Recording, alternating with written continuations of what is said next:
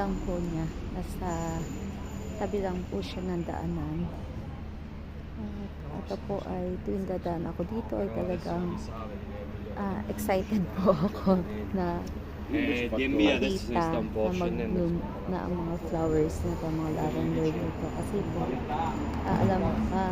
this is my second year na dumadaan dito. Kaya alam ko na malapit na itong mag-blooms.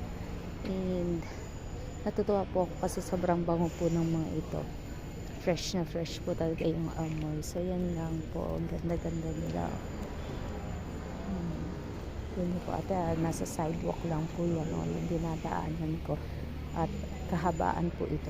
Yun po, kahabaan po yan, puro lavender. Kaya naman aliw na kapag dumadaan dito, lalo na ngayon nga na tagbukad-kad niya kasi ang bango po talaga. Yan nag-a-attract po siya ng mga bees.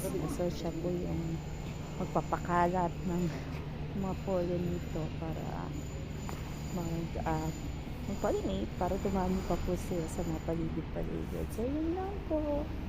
At ako po talaga ay natuwa. Sana kayo din po natuwa at naaliw sa mga lavender na ito. At sabihin na lumilipad-lipad, ang hirap po niyang i-capture.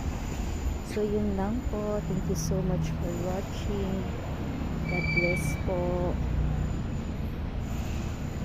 Yan, last day. Thank you so much. Thank you so much. Hindi ang hirap talaga i-capture.